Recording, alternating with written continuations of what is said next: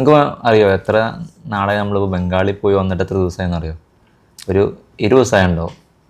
പക്ഷേ എന്തോ കുറേയൊക്കെ നമുക്ക് അത്ര ആയത് തോന്നല്ല, ഈ അടുത്തെന്തോ പോയി വന്ന പോലെ. അല്ലെങ്കിൽ നമുക്ക് എന്തൊക്കെയോ അവിടെ ഇങ്ങനെ ടച്ചിങ്ങിന് വന്നുകൊണ്ടിരിക്കുകയാണ്, എപ്പോഴും ഇങ്ങനെ അവിടുത്തെ ചിന്തകൾ വരുന്നു. ശരിക്കും പറഞ്ഞാൽ ഞാൻ ബംഗാൾക്ക് പോകാനല്ല, ഞാൻ ഈ കൊല്ലത്തെ എക്സാം കഴിഞ്ഞപ്പോൾ ആഗ്രഹിച്ചിരുന്നു എന്തായാലും ഈ ലീവ്, ഈ മന്ത് ലീവ് എന്തായാലും എങ്ങോട്ടേലും പോകണം, വെറുതെ വീട്ടിൽ നിന്ന് ചൊറയാകരുത് എന്ന് വിചാരിച്ചിരുന്നു. അങ്ങനെ ലാസ്റ്റ് എക്സാമിൻ്റെ സമയമൊക്കെ ആയപ്പോൾ എന്തായാലും എവിടെയെങ്കിലും പോകണം നിൽക്കാൻ തന്നെ ഇങ്ങനെ പലയിടത്തും അന്വേഷിക്കുകയൊക്കെ ചെയ്ത്. അതിന് പോകുമ്പോൾ വെറുതെ ആകരുതല്ലോ, ആ പോണ സ്ഥലത്ത് എങ്ങനെ എക്സ്പ്ലോർ ചെയ്യാൻ പറ്റണം, അവിടെ എന്തെങ്കിലുമൊക്കെ കാണാം, അവിടുത്തെ ആളുകളൊക്കെ ഇറങ്ങി ചെല്ലാനും അവിടെയൊക്കെ എന്തെങ്കിലും ചെയ്യാൻ കഴിയണം എന്നതിലൊക്കെ കുറേയൊക്കെ പല അന്വേഷിക്കുകയൊക്കെ ചെയ്തിരുന്നു. അങ്ങനെ അവസാനമാണ് നമ്മൾ ഐവ ഇന്ത്യ ഫൗണ്ടേഷൻ്റെ കീഴിൽ ബംഗാൾക്ക് പോകാമെന്ന് തീരുമാനിക്കണം. പിന്നെ ഷാക്കിർ ഖാനാണ് മെസ്സേജ് അയക്കണം, നമ്മുടെ സീനിയറായിരുന്നത്. അപ്പോൾ ഞാൻ അങ്ങനെ കുറേ പ്രശ്നം ഇതൊക്കെ ഉണ്ട്. സ്വാഭാവികമായിട്ടും ഒരു മാസത്തെ ലീവ് കട്ട് ചെയ്തിട്ട് പുറത്തേക്കൊക്കെ പോകുമ്പോൾ വെല്ലുവിളികൾ കുറേ ഉണ്ടാകും, കുറേ പ്രശ്നങ്ങളൊക്കെ ഉണ്ടാവും. ഞാനങ്ങനെ കുറേ പേടി കൊണ്ടുതന്നെ മൂപ്പരോട് ചോദിച്ചിട്ടുണ്ട്, ഇങ്ങനെ എന്തായി ഷാക്കിർ ഖാൻ അവിടെ വന്നാൽ മെമ്മറബിൾ ആകുമോ എന്നൊക്കെ ചോദിച്ച്. അപ്പോൾ മൂപ്പര് പറഞ്ഞ് നമ്മൾ പോര്, നമുക്കിവിടെ സെറ്റാക്കാം അങ്ങനെ പറഞ്ഞിട്ട് മുമ്പ് പറഞ്ഞൊരു കാര്യമുണ്ട്, ഒരു പുതിയ ഇന്ത്യ അല്ലെങ്കിൽ ഇന്ത്യയുടെ യഥാർത്ഥ ഇന്ത്യ അനുഭവിക്കാൻ കഴിയും, നിങ്ങളുടെ ഉള്ളിലെ ഒരു യഥാർത്ഥ ഇന്ത്യയെ കാണാൻ കഴിയും, അനുഭവിക്കാൻ കഴിയും എന്ന് പറഞ്ഞു. അന്നിപ്പോൾ മൂപ്പര് നമ്മൾ മോട്ടറാക്കാൻ വേണ്ടി പറയണമെന്ന് എനിക്ക് കരുതിയിരുന്നുള്ളൂ, മനസ്സിലായിരുന്നുള്ളൂ. പക്ഷെ ഇപ്പോൾ മനസ്സിലാവേണ്ട ആ ഒരു പറഞ്ഞതിൽ എന്തൊക്കെയോ അർത്ഥങ്ങൾ ഉണ്ടായിരുന്നു എന്ന്. കാരണം നമ്മൾ കേരളത്തിൻ്റെ ഉള്ളിൽ നിന്നിട്ട് നമ്മൾ ഇന്ത്യയെക്കുറിച്ച് ആലോചിച്ച് കഴിഞ്ഞാൽ എവിടെ എത്തൂല. ഈ ഒരു സാഹചര്യത്തിൽ നിന്നിട്ട് നമ്മൾ ഉത്തരേന്ത്യയിലെ ഇത്തരം ഗ്രാമങ്ങളിലെ ആളുകളിലേക്കൊക്കെ ഇറങ്ങി ചെന്നിട്ട് അവരുടെ ജീവിതവും അനുഭവമൊക്കെ കാണുമ്പോഴാണ് എന്താണ് ഇന്ത്യ, അല്ലെങ്കിൽ എത്രത്തോളം വിശാലമാണ് ഇന്ത്യ എന്നൊക്കെ മനസ്സിലാവുക. ഗാന്ധിയുടെ നമ്മൾ എപ്പോഴും കേൾക്കുന്നൊരു സാധനം ഉണ്ടല്ലോ, ഇന്ത്യയുടെ അസ്തിത്വമുള്ളത് ശരിക്ക് ഈ ഗ്രാമങ്ങളിലാണ് ഇന്ത്യയുടെ ആത്മാവുള്ളത്, നിലകൊള്ളുന്നത് നമ്മൾ വായിച്ചിട്ടുണ്ട്. ശരിക്കും നമ്മൾ അന്ന് ബംഗാളിലെത്തിയ 4ാമത്തെ ദിവസമാണ് തോന്നുന്നുണ്ട്, നമ്മൾ ബസ്തി കാണാൻ വേണ്ടി നടന്നല്ലോ. ബസ്തി കാണാൻ നടന്നപ്പോൾ ശരിക്കും നമുക്ക് ഒരു പുതിയ കാഴ്ചയായിരുന്നു. നമ്മൾ ഇതുവരെ കാണാത്ത, നമ്മളിതുവരെ കേട്ട് മാത്രം പരിചയമുള്ള ഗ്രാമങ്ങളിലൂടെ ഇങ്ങനെ നടക്കുമ്പോൾ വളരെ നിഷ്കളങ്കരായ, വളരെ ചെറിയ ജീവിത നിലവാരം വെച്ച് പുലർത്തുന്ന ആൾക്കാർ, ഓരോ ജീവിതമൊക്കെ കാണുമ്പോഴാണ് നമ്മൾ എത്രത്തോളം ഇന്ത്യയിലെ ശരിക്കും നമ്മൾ മനസ്സിലാക്കിയിട്ടില്ല എന്നൊരു സാധനം മനസ്സിലാവുന്നത്. തിരിച്ചറിവുകളാണല്ലോ യാത്രയുടെ ലക്ഷ്യം. ശരിക്കും അടിസ്ഥാന സൗകര്യങ്ങളൊക്കെ കുറേ കുറവാണ്, വീടാണെങ്കിലും സൗകര്യമൊക്കെ ആണെങ്കിലും കുറവാണെങ്കിലും എനിക്ക് മറ്റൊരു പോസിറ്റീവായിട്ട് തോന്നിയെന്ന് വെച്ചാൽ നമുക്ക് ഇവിടെ കിട്ടാത്ത എന്തോന്ന് അവിടെ ഉണ്ട്. ഒരു സുക്കൂൻ എന്നൊക്കെ പറഞ്ഞാൽ ഒരു ശാന്തി അവിടെ കിട്ടുന്നുണ്ടെന്ന് പറയാൻ പറ്റും. പലപ്പോഴും നമ്മൾ കേട്ടിട്ടുണ്ടാവും അവിടുത്തെ ആ വയലും ആ ചെറിയ കുടിലാണെങ്കിലും ആ വീടും അവരുടെ ചുറ്റുപാടൊക്കെ ഉണ്ടല്ലോ.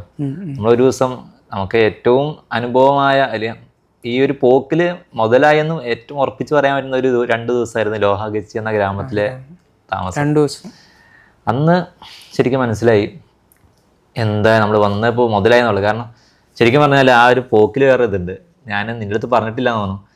ഈ ലോഹാഗച്ചിലേക്ക് സർവേക്കും അവിടുത്തെ കാര്യങ്ങൾ ചെയ്യാൻ വേണ്ടി പോകാൻ ആദ്യം മുജീബ് സാറ് പറഞ്ഞിരുന്നു. അപ്പോൾ ഞാനപ്പോൾ നമ്മളാ കോളേജിൽ നിന്ന് ആ ഒരു സിങ്ക് റെഡി ആവരാണ് സ്റ്റാഫ്സും എല്ലാവരുമായിട്ടും. അവിടെ വോളിബോൾ തുടങ്ങി. അങ്ങനെ ആ ഒരു ഇങ്ങനെ വൈബ് നിൽക്കുമ്പോൾ സമയത്താണ് മൂപ്പര് പറയുന്നത് ഇവിടെ നിന്ന് എന്ത് ചെയ്യണം, എത്രയോ കിലോമീറ്റർ അപ്പുറത്തുള്ള ലോഹാഗച്ചി എന്ന ഗ്രാമത്തേക്ക് പോകണം, അവിടെ 3 ദിവസം നിൽക്കണം എന്ന് പറഞ്ഞു. ഫസ്റ്റ് ഞാൻ ആകെ ഡാർക്ക് അടിച്ച് എന്താ ചെയ്യുക, കാരണം ഇവിടെ അത് ഗ്രാമമായിരിക്കും, അവിടെ ആരും ഇല്ല, നമ്മൾ രണ്ടുപേരും പോയി പരിചയക്കാരും ഇല്ല, ആകെ ഒരു ഒറ്റപ്പെട്ട ഫീലായിരിക്കും എന്നൊക്കെ തോന്നിയിട്ട് ഞാൻ അപ്പം തന്നെ നാളെ പോവാം, നമുക്ക് ഇന്ന് പോകണ്ടെന്ന് പറഞ്ഞത് മുടക്കി.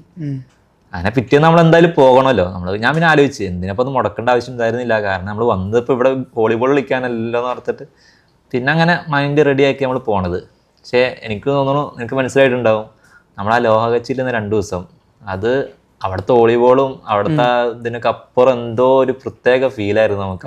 അവിടെ നിന്ന് പരിചയപ്പെട്ട ആൾക്കാരുണ്ടല്ലോ, ഇപ്പോൾ അർബാസ് ആലം, അതുപോലെ ആസിഫ്, ശരിക്ക് പയ്യന്മാർ നമുക്ക് വേണ്ടിയിട്ട് എല്ലാം ഒഴിവാക്കി അവരുടെ ഇപ്പോൾ ഈ അർബാസ് ആലൊക്കെ പഠിക്കുന്ന കുട്ടിയാണ് ഇവിടെ ഗുജറാത്തിലോ മറ്റോ. അപ്പോൾ അവിടെ നിന്നൊക്കെ ഓരോ ലീവിൻ്റെ ടൈമാണ്, പക്ഷെ അവരുടെ ലീവിൻ്റെ ടൈമൊക്കെ നമുക്ക് വേണ്ടി സ്പെൻഡ് ചെയ്യണതാണ്. അത്രത്തോളം നമ്മളെ ഓരോ വീട്ടിൽ സത്യം പറഞ്ഞാൽ നമുക്ക് വലിയ റിസ്ക് ഉണ്ടാവില്ല. ഞാൻ മുജീബ് സാറ് പറഞ്ഞിരുന്നു വണ്ടിയിൽ നിന്ന് അവിടുത്തെ ഓരോ വീടുകൾ കയറിയിട്ട് സംസാരിക്കണം, ഉറുദു ഒക്കെ അറിയില്ലേന്ന് ചോദിച്ചിരുന്നു. ഞാൻ ഉറുദു ഒക്കെ അറിയാമെന്ന് നല്ല കോൺഫിഡൻസോടെ പറഞ്ഞിട്ടുണ്ട്. ഇഫ്താറിന് എന്നാലും എനിക്കെന്നൊരു പേടി, എന്താ അവിടെ പോയിട്ട് ആളുകളുടെ നമുക്ക് സംസാരിക്കണമല്ലോ, എന്താ നമ്മൾ സംസാരിക്കുക എന്നുള്ളൊരു പേടി ഉണ്ടായിരുന്നു.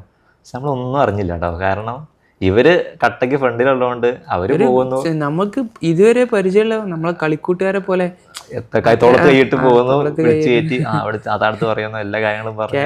നമുക്ക് അതിൽ ഏറ്റവും ഒരു ഇതെന്താ വെച്ചാല് കേരളത്തിൽ നിന്ന് വരുന്ന ആളുകളാണെന്ന് നമ്മളെ പരിചയപ്പെടുത്തി കൊടുക്കുമ്പോൾ നമുക്ക് ഉണ്ടാവുന്ന ഒരു പ്രൗഡ് മൊമെന്റും അതേപോലെ അവർക്ക് നമ്മളോട് ഉണ്ടാവുന്ന ഒരു ബഹുമാനം, അതാണ് ഏറ്റവും പ്രധാനം. കാരണം അവർക്ക് കിദർസി എന്ന് ചോദിക്കുമ്പോൾ കേരളാസ് എന്ന് പറഞ്ഞാൽ പിന്നെ അവരുടെ മനസ്സ് അവർ ചാടി എണീക്കുന്നു.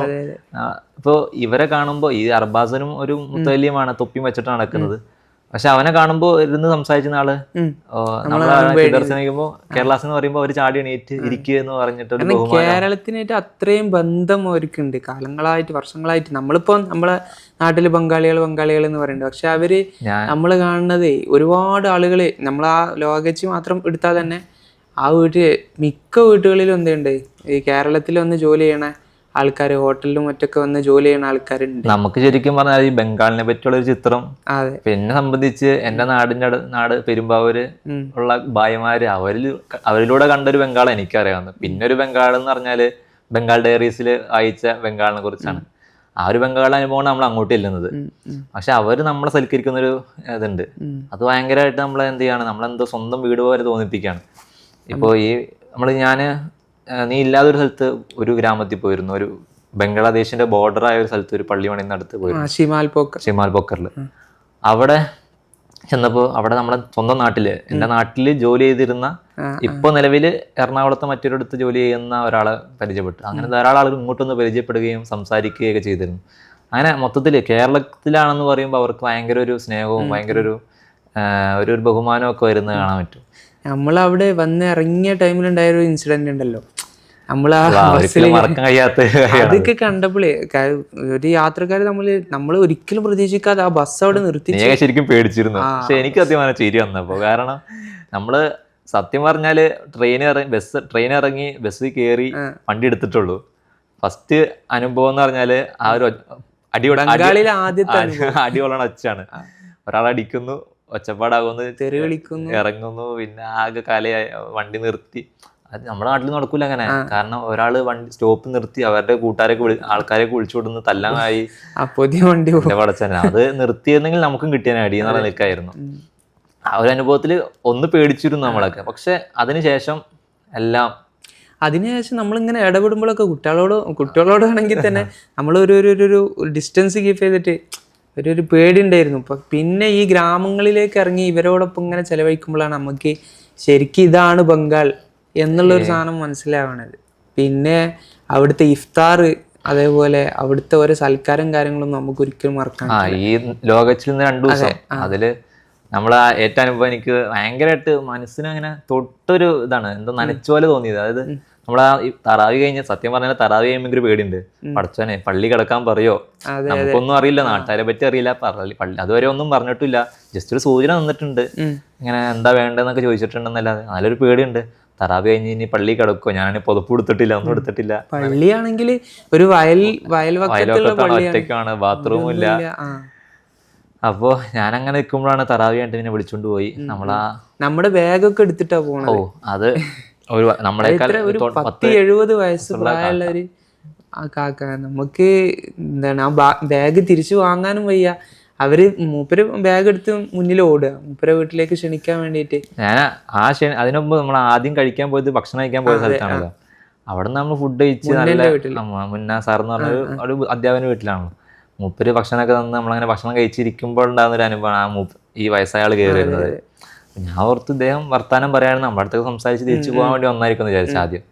പിന്നെ മുന്ന സാറാണ് നമ്മുടെ അടുത്ത് പറയണത്, നമ്മൾ ഭക്ഷണം തന്നല്ലോ, മൂപ്പർക്ക് അത്താഴം തരാൻ താല്പര്യമുണ്ട്, നിങ്ങൾ അതുകൊണ്ട് മൂപ്പര വീട്ടിൽ പോയി കിടന്നോളി എന്ന് പറഞ്ഞിട്ട് നമ്മളെ ഇറക്കി വിടുന്നത് മൂപ്പരപ്പം പറഞ്ഞു വിടുന്നു. അങ്ങനെ നമ്മൾ സത്യം പറഞ്ഞാല് ലോകത്തിലെ ഏറ്റവും നമ്മളുടെ അടുത്തൊരു വ്യക്തി ഈ 70 വയസ്സായ കാക്കയാണ്. മൂപ്പർ അത്രത്തോളം നമ്മളോട് സ്നേഹത്തോടെ നമ്മളോട് നമുക്കെല്ലാം ഖിദ്മത്ത് എടുക്കുമായിരുന്നു. ബാഗ് എടുത്തുകൊണ്ട് പോകണു.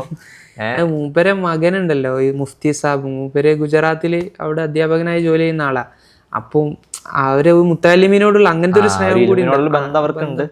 അപ്പോൾ കേരളക്കാരൻ എന്നുള്ള വേറൊരു ബന്ധം കൂടി നമുക്ക് ആ റൂം മുഴുവൻ നമുക്ക് വേണ്ടി ഒഴിവാക്കിയിട്ട് തരുന്നു. നമുക്ക് സൗകര്യങ്ങൾ ടോർച്ച് തരുന്നു. അല്ല, ആ വല കെട്ടാൻ വരുന്നൊക്കെ ഉണ്ട്, കൊതുക് വല കെട്ടി. നിങ്ങൾ ഉറങ്ങിയിട്ട് ഞാൻ ഇവിടുന്ന് പോകുള്ളൂ. അത് കേട്ടോ, നിങ്ങൾ കിടന്നോളി, ഉറങ്ങിക്കോളി, ഞങ്ങളെ കാത്തിക്കാം, അത് കഴിഞ്ഞിട്ട് ഞാൻ പോണുള്ളൂ എന്ന് പറയുന്നത്. നമ്മൾ ഇറക്കി വിട്ടു, കുഴപ്പമില്ല, ഞങ്ങൾ ഉറങ്ങിക്കോളാന്ന് പറഞ്ഞിട്ട്.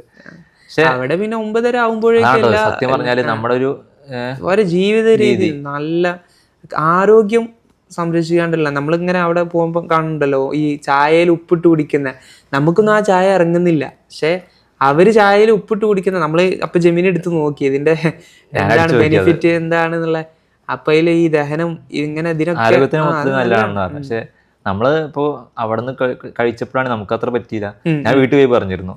അപ്പൊ വീട്ടുകാരെ ഉപ്പിട്ട് ചായ കുടിക്കുന്നതാണ്. കാരണം നമുക്കത് തീരെ സങ്കല്പിക്കാൻ പറ്റില്ല. പക്ഷെ അത് 1-2 വർഷം കുടിക്കുമ്പോൾ നമുക്കതും പരിചയമാവും. അപ്പൊ അത്രത്തോളം ആരോഗ്യം എന്ന് വെച്ചാൽ നമുക്ക് പുറത്തുള്ള അത്രയും അധികം ഭക്ഷണങ്ങളൊന്നും വരുന്നില്ല. ഇവരുടെ ബാക്കിലുള്ള വയലിൽ നിന്ന് ഉണ്ടാക്കുന്ന നെല്ല് ഞാൻ ശ്രദ്ധിച്ചു തോന്നുന്നു, സൈഡില് ഒരു മുറി മൊത്തം നെല്ല് ചാക്ക് അടക്കി വെച്ചേക്കാണ്. അതേപോലെ ആലു, ഈ എന്താണ് ഉരുളൻകിഴങ്ങുണ്ട്, അതെല്ലാം അവിടെ തന്നെ അവരുടെ വയലുകൾ ഉണ്ടാക്കുന്ന സാധനങ്ങൾ കൃഷി അതന്നെ ഒരു ഉണ്ടാക്കുന്നത് ഒരു കഴിക്കണോ. അതാണ് ഒരു ആരോഗ്യത്തിന്റെ ഏറ്റവും വലിയൊരു ഇതെന്ന് പറയുന്നത്, കർഷക ജീവിതം. അതാണ് മൂപ്പര് പറഞ്ഞല്ലോ, നിങ്ങളിപ്പോ നന്നായിട്ട് കഴിച്ചോളി, എത്ര കഴിഞ്ഞാലും കുഴപ്പമില്ല, ഇവിടെ സാധനം ഉണ്ട്, ഞങ്ങൾ ഇവിടെ നിന്ന് എടുത്ത് ഉണ്ടാക്കി തരുമെന്ന് പറഞ്ഞു. ഭയങ്കര മൂപ്പരെ അന്നത്തെ അത്താഴത്തിന്റെ നമുക്ക് ഒരിക്കലും മറക്കാൻ കഴിയില്ല. മൂപ്പര് അന്ന് വീട്ടിൽ അത്താഴം നമുക്ക് സെറ്റ് ചെയ്തെന്നല്ല സുഹൂർ. അതെ, അത് ചോളത്തിന്റെ റൊട്ടി അത് നമുക്ക് നല്ല ചൂടോടുകൂടി, അതൊക്കെ എപ്പോഴും ഉണ്ടാക്കിയതെന്നൊന്നും നമ്മൾ അറിയില്ല, നമ്മൾ ആ സമയത്ത് ഉണ്ടാക്കിയതായിരിക്കും. അതേപോലെ നല്ല മീൻകറി, അങ്ങനെ നല്ല എനിക്ക് തോന്നിയില്ലേ, നമ്മളിപ്പോ സാധാരണ അത്താഴത്തിന് നമ്മുടെ ഹിറ കോളേജിൽ നിന്നാണെങ്കിലും ഇതിനു മുമ്പ് കേരള ഫുഡാണ്. പക്ഷെ നമുക്ക് കിട്ടിയിരുന്നത് മറ്റേ പാവ് റൊട്ടി എന്ന് പറയുന്ന റൊട്ടിയും പാലും ആയിരുന്നു. ഞാൻ വിചാരിച്ചു ഇവിടെ അത് തന്നെ ആയിരിക്കും എന്നുള്ളതിലേക്കാണ് ചെന്നത്.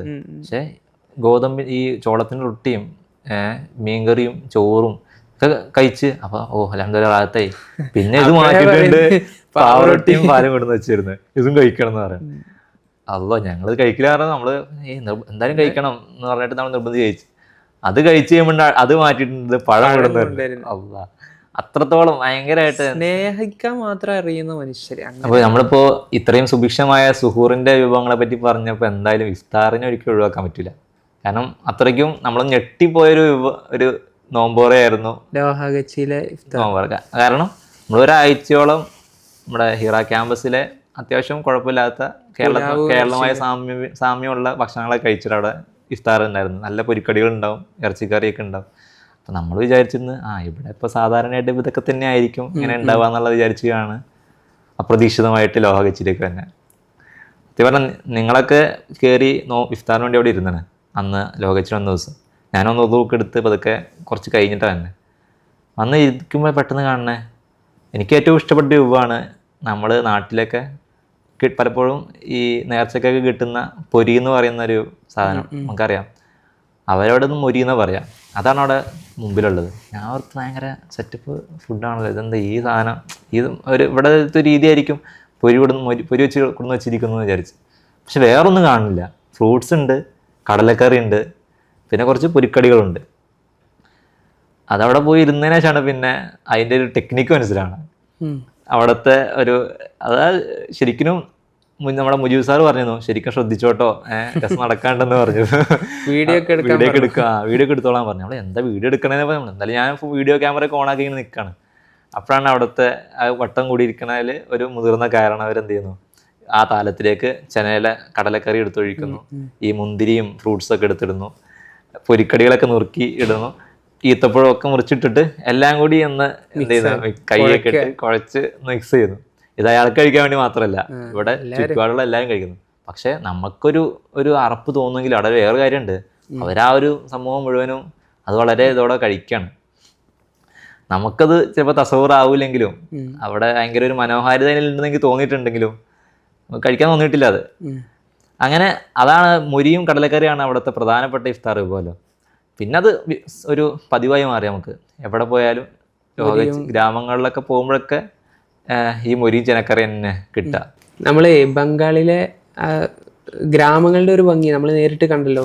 ബസ്തികൾ കാണാൻ വേണ്ടി നടന്ന സമയത്തൊക്കെ ഈ മുള വെച്ച് അതിൻ്റെ മേലെ കളിമണ്ണൊക്കെ പൂശി അത് അങ്ങനെ ഉണ്ടാക്കിയെടുത്ത് അതിൻ്റെ മേലെ ഈ പെണ്ണുങ്ങളൊക്കെ കൈകൾ കൊണ്ട് വരച്ചുണ്ടാക്കുന്ന ഒരുപാട് ചിത്രങ്ങളും മറ്റും കലാവിരുദ്ധകളും ഇങ്ങനെയൊക്കെ വീടുകൾ ഉണ്ടാക്കിയ. പിന്നെ ഒരുപാട് മാറ്റങ്ങൾ ഉണ്ടായിട്ടുണ്ട്. ഇപ്പോൾ കല്ല് വെച്ച് സിമെൻ്റൊക്കെ ഉണ്ടാക്കിയിട്ട് അങ്ങനെ കോൺക്രീറ്റ് വീടുകളുണ്ട്. പക്ഷെ നമ്മളവിടെ പെയിന്റ് അടിച്ച വീടുകൾ വളരെ അതെ തേക്കിലില്ല, പെയിന്റ് അടിച്ചത് തീരെ നമ്മൾ വളരെ കുറച്ചേ കണ്ടിട്ടുള്ളൂ, പെയിന്റ് അടിച്ച വീടുകളൊക്കെ. പക്ഷേ ഈ ഗ്രാമങ്ങളുടെ ഒക്കെ ഒരു ഭംഗി എന്ന് പറയുന്നത് അവർ കെട്ടിയുണ്ടാക്കിയ ആ വീടിൻ്റെ മുന്നിൽ അവരുടെ ലോകം, അതാണ് അവരുടെ ലോകം. അവരുടെ കോഴി, അവരുടെ പശു, അവരുടെ മൃഗങ്ങൾ, പിന്നെ അതോടൊപ്പം അവർക്ക് കഴിക്കാനുള്ള വൈക്കോൽ കൂന, ഇങ്ങനെ ഒരു ആ വീട്ടിലേക്ക് കയറി ചെല്ലുമ്പോൾ തന്നെ ആ ലോകം അവിടെ പൂർണ്ണമാവുകയാണ്. ആ ഒരു 4 കെട്ടിനുള്ളിൽ അവരുടെ ലോകം പൂർണ്ണമാവും. ഇവിടെ മറ്റൊരു രസകരമായ സംഭവം എന്ന് വെച്ചാൽ, ഞാൻ ഈ ഗ്രാമങ്ങളിൽ നടന്നപ്പോഴേ എൻ്റെ ഫോണിൽ വീടും അതിന് ചുറ്റുപാടൊക്കെ ഫോട്ടോ എടുത്തിട്ട് ഞങ്ങളുടെ ഫാമിലി ഗ്രൂപ്പിലിട്ട്. അപ്പം എൻ്റെ ആവശ്യം പറഞ്ഞ് ആ വാപ്പാൻ്റെ ചെറുപ്പകാലത്ത് ഉണ്ടായിരുന്ന ഒരു ആ ഗ്രാമം നമ്മുടെ വീട് നാടുകളിലൊക്കെ ഉണ്ടായിരുന്ന ഒരു കാഴ്ചയാണ് ഇത് എന്ന് പറഞ്ഞിട്ട് പറഞ്ഞിരുന്നു. അപ്പം ഞാൻ ആലോചിച്ചു, എത്രയോ കൊല്ലങ്ങൾ ഇങ്ങനെ പുറകിലായിട്ട് പോയിട്ടുണ്ട്. എത്രത്തോളം എന്ന് വെച്ചാൽ ഇപ്പം നമുക്കറിയാം, ഒരു ബാത്റൂം, ഒരു ടോയ്ലറ്റ് കിട്ടാൻ തന്നെ എത്രയോ നടന്നാണ് നമ്മൾ ശരിക്കും പറഞ്ഞാൽ പലപ്പോഴും കേൾക്കും ഉത്തരേന്ത്യയിലെ ടോയ്ലറ്റിൽ ആളുകൾ പറമ്പിലാണ് കാര്യം സാധിക്കുന്നത് കേൾക്കെങ്കിലും അത് കേട്ടുവിടല. പക്ഷെ അത് ശരിക്കും അനുഭവിക്കാൻ കഴിഞ്ഞത് ഈ പോക്കിലാണ്. നമ്മൾ ട്രെയിനിലത്തെ ഫുഡ് നമുക്ക് പിടിച്ചില്ല, ഫുഡ് പോയിസൺ അടിച്ചിട്ട്. അത് പലരും പറയാറുണ്ട്, ഉത്തരേന്ത്യക്കുള്ള യാത്രയിലൊക്കെ പരമാവധി ഭക്ഷണം ശ്രദ്ധിക്കണം. ഞാൻ നിന്നോട് പറഞ്ഞു ആധാനം കഴിക്കേണ്ട, ശ്രദ്ധിക്കണം എന്നുള്ളത്. അങ്ങനെ അവിടെ എത്തിയപ്പോൾ തന്നെ എന്ത് ചെയ്തു, നമുക്ക് വല്ലാത്ത ഛർദി ഇതൊക്കെ ആയി, നോമ്പ് മുറിക്കേണ്ട അവസ്ഥ ഒക്കെ വന്നു. അങ്ങനെ പിന്നെ നമുക്ക് ഇത് ബാത്റൂം കിട്ടണ്ടേ, നമുക്ക് തോന്നുമ്പോ ബാത്റൂം കിട്ടണില്ല. ഇവിടെ പിന്നെ സൗകര്യമായിരുന്നു. ഹിറയിലായിരുന്നപ്പോ ഇങ്ങനെ ഇടക്കിടക്ക് പോയാൽ മതി. പക്ഷെ നമ്മള് ഈ ലോഹാഗച്ചിലെത്തിയ ആ ദിവസം, ലോഹാഗച്ചിൽ നമുക്ക് മൂപ്പര് പറഞ്ഞു തന്നു, ഇതിന്റെ വീടിന്റെ പുറത്താണ് ബാത്റൂം ഉള്ളത്, നമുക്ക് ടോർച്ചും തന്നു. നമ്മൾ ഇതിന്റെ പുറത്താണ്, സൗകര്യമൊക്കെ ഉണ്ടാവും എന്നുള്ള നിലക്കാണ് നമ്മൾ ഇതാക്കിയത്. കുറച്ച് കഴിഞ്ഞപ്പോൾ പിന്നെ ബാത്റൂം പോകേണ്ട അവസ്ഥ വന്നു. അപ്പോഴത്തേനും ആ വീട്ടുകാരെല്ലാവരും ഉറങ്ങിയിട്ടുണ്ട്. നമ്മളിങ്ങനെ ഇറങ്ങി നല്ല എടുത്ത് വെക്കാൻ പറ്റിയ വാതിലൊക്കെ എടുത്ത് വെച്ച് അങ്ങനെ ബാത്റൂമിൻ്റെ അടുത്തെത്തിയപ്പോഴാണ് അവിടെ ഒന്നുമില്ല, വെള്ളമില്ല, ഒരു സാധനവും ഇല്ല. അങ്ങനെ നമ്മൾ അവിടെ ഉണ്ടായിരുന്ന പാത്രം എടുത്ത് അപ്പോൾ പോയി വെള്ളം എടുക്കലും, അങ്ങനെ ആ സമയത്ത് വല്ലാത്തൊരു അനുഭവമായിരുന്നു അത്. കാരണം ഞാനന്ന് പേടിച്ചു. നമ്മളൊക്കെ ജീവിക്കണ നമ്മുടെ ഒക്കെ അടിസ്ഥാന സൗകര്യങ്ങൾ എത്രത്തോളം ഉണ്ട് എന്നുള്ളേ. ഞാൻ അന്നേ നീ എന്നെ കൂട്ടിക്കൊണ്ടുപോയി, നമ്മള് വീടിന്ന് പുറത്തിറങ്ങി ഒരു 100 മീറ്റർ അപ്പുറത്തേക്ക് മാറിയല്ലോ. അവിടുന്ന് നോക്കുമ്പോൾ നിന്റെ കൂടെ നിൽക്കാൻ വേണ്ടിയാണ് ഞാൻ വന്നത് ടോർച്ചൊക്കെ ആയിട്ട്. നോക്കുമ്പോൾ നീ ടോയ്ലറ്റ് കയറി കഴിഞ്ഞാൽ പിന്നെ ഞാൻ അവിടെ ഒറ്റയ്ക്ക് നിൽക്കണം. ഒരു വിശാലമായ പറമ്പാണ് അവിടെ, നായയുടെ കുറേയൊക്കെ കേൾക്കുന്നുണ്ട്. ഞാൻ പേടിച്ചാൽ പറഞ്ഞത് നീ പതുക്കെ റൂമിലേക്ക് വന്നേരെ, ഞാൻ റൂമിൽ കാത്തിരിക്കാൻ വിളിച്ചേരെന്ന് പറഞ്ഞാൽ ഞാൻ പതുക്കെ റൂമിലേക്ക് വരുന്നത്. അല്ല, അത്രയും ആ ഒരു ചുറ്റുപാടിലാണ് ഇന്നും അവിടുത്തെ ആളുകൾ ജീവിക്കുന്നത്. അത്രത്തോളം അടിസ്ഥാന സൗകര്യം ഉണ്ടെന്നുള്ളത് നമുക്ക് മനസ്സിലാക്കാൻ കഴിയും. ഈ ഗവൺമെൻറ്റിൻ്റെ ഒക്കെ വികസനങ്ങളും കാര്യങ്ങളൊന്നും ഗ്രാമങ്ങളിലേക്കും ഇത്തരം ഉൾപ്രദേശങ്ങളിലേക്കും തീരെ എത്തിയിട്ടില്ല എന്ന് പറയാം. മാത്രമല്ല നമുക്ക് കാണാൻ പറ്റുന്നതാണ് എന്ത്, ഈ റോഡുകളിൽ ഒരു റോഡിലും സ്ട്രീറ്റ് ലൈറ്റ് കാണില്ല. മര്യാദക്ക് റോഡില്ല, അത് വേറെ കാര്യം. റോഡിലും സ്ട്രീറ്റ് ലൈറ്റ് കാണാൻ കഴിയില്ല. അടിസ്ഥാന സൗകര്യം ഓരോന്നും എടുത്തു നോക്കുകയാണെങ്കിലും, വിദ്യാഭ്യാസം എടുത്തു നോക്കിയാൽ സ്കൂളുകൾ നമ്മൾ സർവ്വേ എടുത്തിരുന്നു. നമ്മൾ അന്ന് നടത്തിയപ്പോൾ സർവ്വേ ടൂൾ ഉണ്ടാക്കി ഒരു പ്രാക്ടീസ് നിൽക്കാൻ തന്നൊരു പദ്ധതിയാണ്. പക്ഷെ അത് ഭയങ്കര അനുഭവമായി നമുക്ക്. കാരണം എങ്ങനെ അത് ചെയ്യാമെന്നും ആ ചെയ്തപ്പോൾ കിട്ടിയ റിസൾട്ടും വളരെയധികം നമ്മൾ അതിശയിപ്പിച്ചു. നമ്മൾ ആ സ്കൂള് വിദ്യാഭ്യാസത്തെ പറ്റി ഇതാക്കാൻ വേണ്ടി കുട്ടികളെ വിളിച്ചു ചോദിച്ച്, അപ്പോൾ അവിടുത്തെ സ്കൂളിലെ സിസ്റ്റം തന്നെ ഉച്ച വരെയാണ്. ഉച്ച കഴിഞ്ഞാൽ പിന്നെ നമ്മളൊരു കുട്ടിയോട്, ഞാൻ വിളിച്ച ഒരു പള്ളിയിൽ മുമ്പ് ഒരു കുട്ടിയോട് ചോദിച്ച് എന്താ പഠിക്കാൻ പോകണമെന്ന് പറഞ്ഞു. പഠിക്കാൻ പോണ കുട്ടിയാണല്ലോ എന്നൊക്കെ. അപ്പോൾ എന്താ അപ്പം പഠിക്കുക, സ്കൂളിൽ പോകും, ഉച്ച വരെ സ്കൂളുണ്ടാവും, ഉച്ച കഴിഞ്ഞാൽ പിന്നെ ട്രാക്ടർ ഓടിക്കാൻ പോകുമെന്ന് പറയും. ട്രാക്ടർ ഓടിക്കാൻ പോകാം, അവൻ ചെറുതാണ്, എൻ്റെ ഒരു പകുതി ഇല്ല. അതിനാണ് പറയുന്നത് ഞാൻ ട്രാക്ടർ ഓടിക്കാൻ പോകുന്ന പറഞ്ഞ വീഡിയോ കാണിച്ചു തന്നെ എനിക്ക്. അപ്പോൾ ഇതാണ് അവിടുത്തെ കുട്ടികളുടെ ഒരു ജീവിത രീതി എന്ന് പറഞ്ഞാൽ. ഗ്രാമങ്ങളിൽ കേട്ടോ, നമ്മളിപ്പോൾ ഗ്രാമങ്ങളിൽ തന്നെ ഓരോ ഹോട്ടലുകൾ കയറിയാലും അവിടെയൊക്കെ പണിയെടുക്കുന്നവർ ഇത്തരം ചെറിയ ചെറിയ കുട്ടികളായിരിക്കും. ഇത് എനിക്ക് തോന്നുന്നു ഒരു കേരളത്തിലേക്ക് വരാനുള്ള ഒരു പ്രാക്ടീസിങ് പോലെ നമുക്ക് തോന്നിപ്പോവും. ഇത് ഇവരുടെ പ്രവർത്തനം കണ്ടു കഴിഞ്ഞാൽ കേരളത്തിലേക്ക് പണിയെടുക്കാൻ വരുന്നതിന് പ്രാക്ടീസിങ് പോലെ തോന്നിപ്പോവും. അവിടുത്തെ അടിസ്ഥാന സൗകര്യങ്ങൾ അത്രത്തോളം വളരെ തീരെ ഇല്ലാത്ത രീതിയിലാണ്. നമ്മളവിടെ സർവ്വേ എടുത്തപ്പോൾ ശ്രദ്ധിച്ചതിനൊന്നും അറിയില്ല. നമ്മൾ ഇങ്ങനെ ഈ അവിടുത്തെ MLA പേരൊക്കെ ചോദിച്ചല്ലോ. അപ്പം അതിനെക്കുറിച്ചൊന്നും അവർക്ക് വലിയ ധാരണ ഒന്നുമില്ല. ആരാണെന്നോ അവിടെ ഇലക്ഷൻ നടക്കുന്നുണ്ടോ എന്നൊക്കെ കാര്യമായിട്ട് എന്തില്ല, ഈ രാഷ്ട്രീയവൽക്കരിക്കപ്പെട്ടിട്ടില്ല എന്നുള്ളതാണ് ഒരു പ്രശ്നം എന്ന് അല്ല പറയുന്നത്. രാഷ്ട്രീയ ബോധമൊക്കെ ഉണ്ട്. കാരണം ആളുകൾ ഇപ്പോൾ ഞാൻ സാധനങ്ങൾ വാങ്ങിക്കാൻ വേണ്ടി അവിടുത്തെ ഗ്രാമങ്ങളിലെ ആളുകളുമായിട്ട് കുറച്ച് മാർക്കറ്റിലേക്കൊക്കെ പോകേണ്ടായി. അപ്പോൾ അത് വേറെ അനുഭവമാണ്. അപ്പോൾ അയാൾ രാഷ്ട്രീയം സംസാരിക്കും. ഒരു കടയിൽ കയറിയപ്പോൾ അയാളായിട്ട് രാഷ്ട്രീയം, ഈ ഇറാനിലെ യുദ്ധത്തിനെ പറ്റിയൊക്കെ സംസാരിക്കും. ഞാൻ അത്ഭുതപ്പെട്ടു, ഇവിടെയും ഇറാനി യുദ്ധമൊക്കെ ചർച്ച ചെയ്യണ്ടല്ലോ എന്നൊക്കെ ആലോചിച്ച്. പക്ഷേ എന്നാലും ഇത്തരത്തിൽ കുറേ വിഷയങ്ങളിലേക്ക് എന്ത് ചെയ്യുന്നില്ല, ആളുകളിലേക്ക് എത്തിപ്പെടാൻ കഴിയുന്നില്ല, അല്ലെങ്കിൽ സർക്കാർ ഇങ്ങോട്ട് എത്തുന്നില്ല എന്നൊക്കെ പറയേണ്ടി വരും. നമ്മളിപ്പോൾ ഈ നാട്ടിലേക്ക് തന്നെ പോരുമ്പോൾ കണ്ടൊരു കാഴ്ചയുണ്ട്. ഒരു വിശാലമായ ഗ്രൗണ്ടിൽ SIR വേണ്ടി പുറത്താക്കപ്പെട്ടവർ കുത്തിയിരുന്ന് ഫോം പൂരിപ്പിക്കുകയാണ്. അങ്ങനെ ഒരുപാട് കാഴ്ചകൾ ഇത്രയും കാണാൻ കഴിയും. ഞാൻ ആ മാർക്കറ്റിൽ പോയ സംഭവം പറയാം. നിനക്ക് വരാൻ കഴിഞ്ഞില്ല അന്ന്. പക്ഷെ ഞാൻ അന്ന് അദ്ദേഹത്തിനോടൊപ്പം ബൈക്കിൽ യാത്ര ചെയ്ത് ഇവിടുത്തെ അവസ്ഥ അറിയാലോ, ഈ ഗ്രാമങ്ങളിൽ നിന്ന് ഒരു സാധനം വാങ്ങിക്കണമെങ്കിൽ എത്രയോ ഒരു കിലോമീറ്റർ അപ്പുറത്ത് ചെല്ലണം മര്യാദയ്ക്ക് ഒരു ഭക്ഷണ സാധനം ലഭിക്കണമെങ്കിൽ. അങ്ങനെ നമ്മൾ മാർക്കറ്റിൽ പോയി. ഞാൻ എൻ്റെ ഒരു മനസ്സിലൊരു മാർക്കറ്റ് ഉണ്ടായിരുന്നു.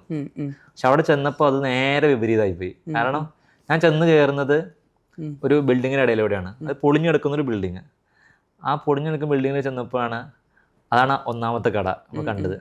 ഞാൻ ഓർത്തു ബിൽഡിംഗ് എങ്കിലും ഉണ്ടല്ലോ അങ്ങനെയൊക്കെ. കാരണം മൊത്തം കല്ലും ഇതൊക്കെ പൊളിഞ്ഞെടുക്കുകയാണ്.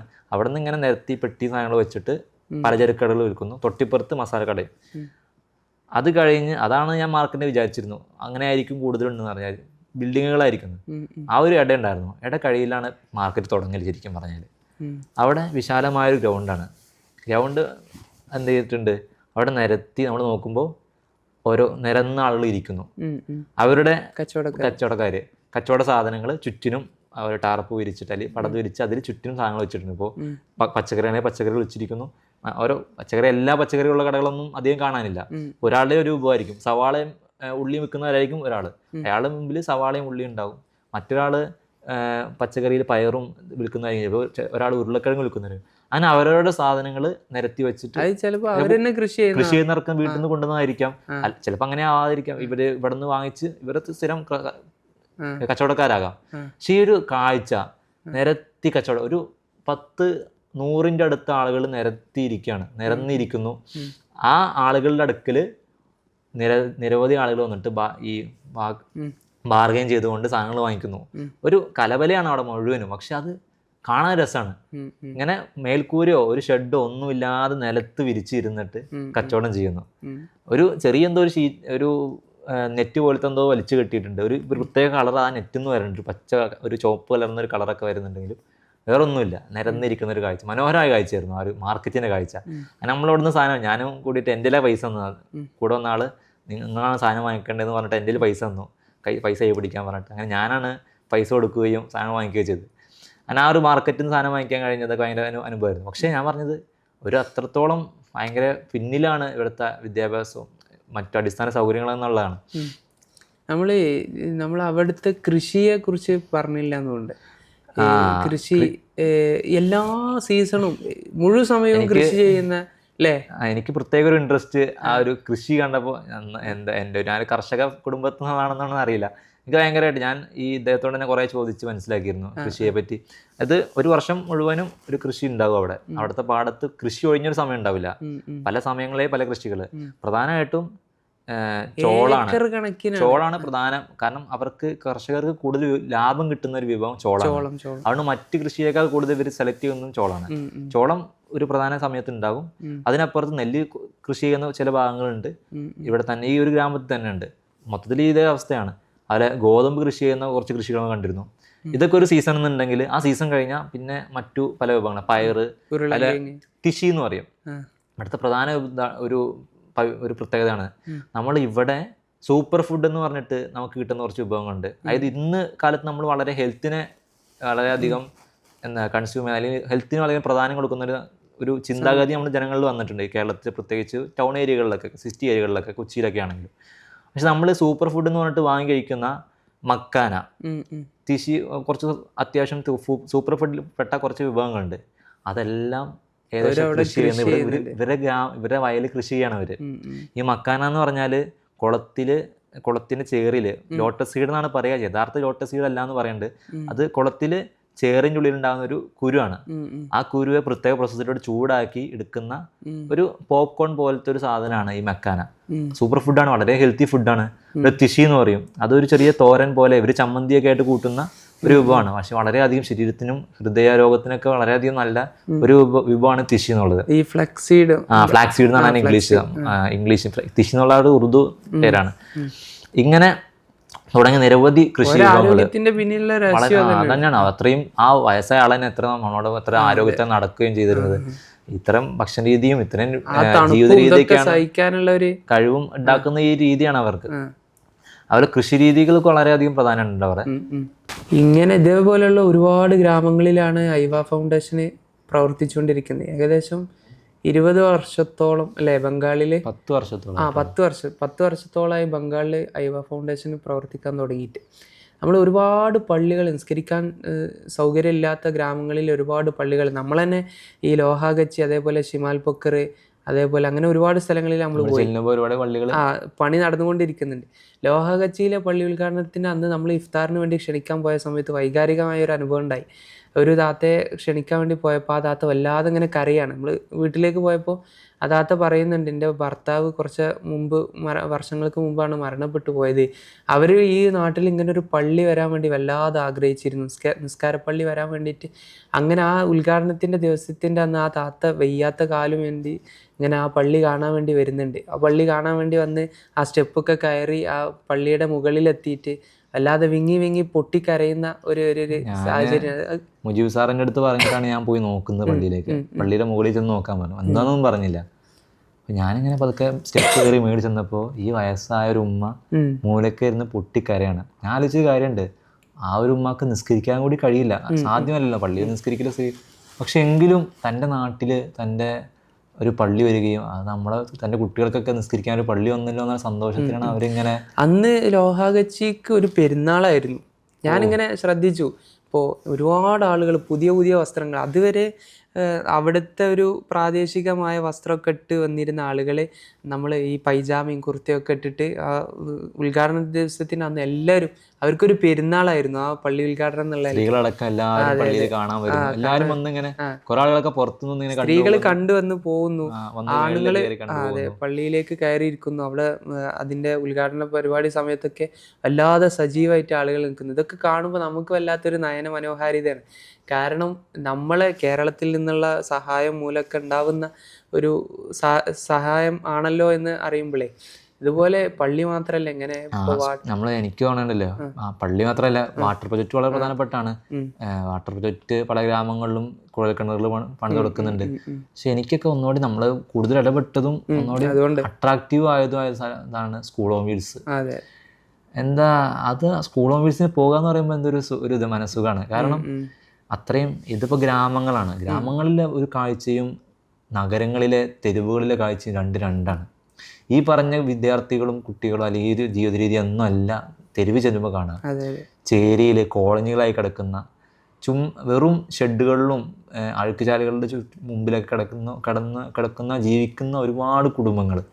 അവിടത്തേക്കാണ് ഈ സ്കൂൾ ഓൺ വീൽസ് ചെല്ലുന്നത്. നമ്മളൊക്കെ നിരന്തരം കണ്ടിരുന്ന ഒരു കാഴ്ചയാണ്. സ്കൂൾ ഓൺ വീൽസിന്റെ വണ്ടി അവർക്ക് കാണാപ്പാടാണ്.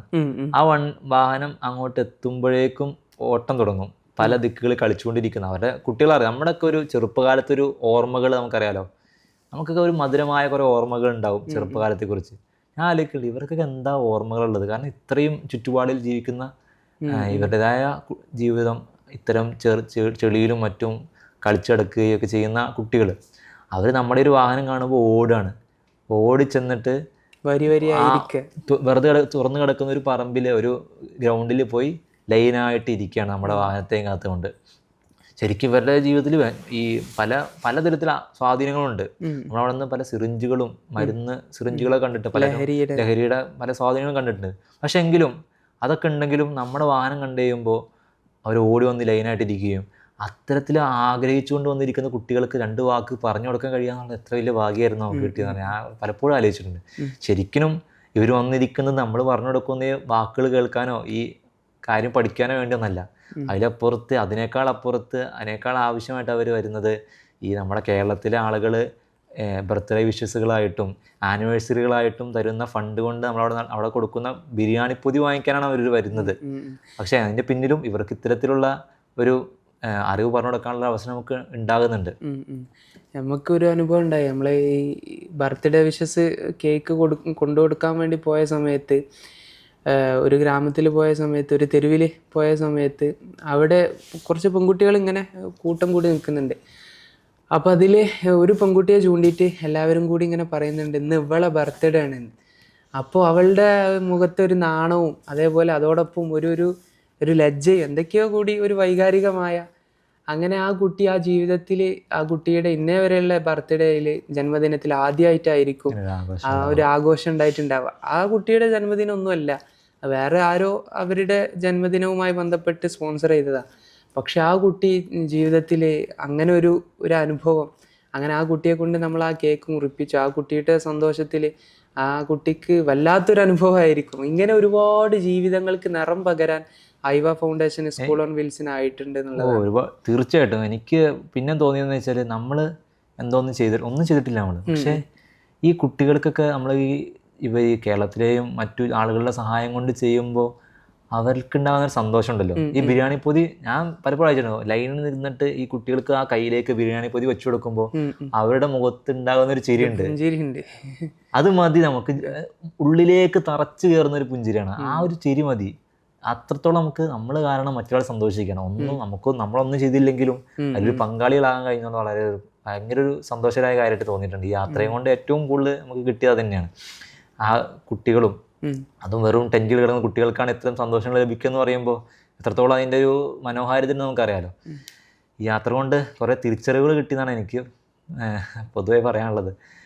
അതായത് നമ്മൾ കേരളത്തിൻ്റെ ചുറ്റുപാടിൽ നിന്ന് നോക്കി കാണുമ്പോൾ നമ്മുടെ അവസ്ഥകൾ, ജീവിത രീതിയിൽ നിന്നൊക്കെ നമ്മൾ എത്രയോ മുകളിലാണ്. നമ്മുടെ പൂർവികർ ചെയ്തു വെച്ച് നോക്കുമ്പോൾ മതവിദ്യാഭ്യാസമാണെങ്കിലും മറ്റു ഭൗതിക വിദ്യാഭ്യാസം, സൗകര്യങ്ങളാണെങ്കിലും ഒക്കെ നമ്മൾ വളരെ മുന്നിലാണ്. പക്ഷെ ഇതൊന്നും ലഭിക്കാത്ത, ഇതൊന്നും അനുഭവിക്കാൻ അവസരമില്ലാത്ത, അവസരം നിഷേധിക്കപ്പെട്ട നമ്മുടെ സഹോദരങ്ങൾ അവരാണ് ഈ കിടക്കുന്നത്. അവരോട് പോയിട്ട് നമ്മൾ കാണുമ്പോഴാണ് നമുക്ക് എന്ത് തിരിച്ചറിവ് ലഭിക്കുക. നമ്മളെ ഈ കേരളമല്ല, ഇത്തരം ജനങ്ങളും ഇത്തരം ആളുകളും ഇത്തരം വിദ്യാർത്ഥികളും ചെറിയ പൈതങ്ങൾ വരെ ഉണ്ട്. ഇതൊക്കെ കൂടിയതാണ് ഇന്ത്യ എന്ന് മനസ്സിലാകുന്നത്. നമ്മുടെ ഉത്തരവാദിത്തം ചെറുതല്ല എന്ന് മനസ്സിലാകുന്നത്. അതായിരുന്നു ബംഗാൾ യാത്ര എന്ന് തോന്നുന്നു. ഏറ്റവും മനോഹരമായിട്ട് അവസാനിപ്പിക്കാം. ഇൻഷാ അല്ലാഹ്.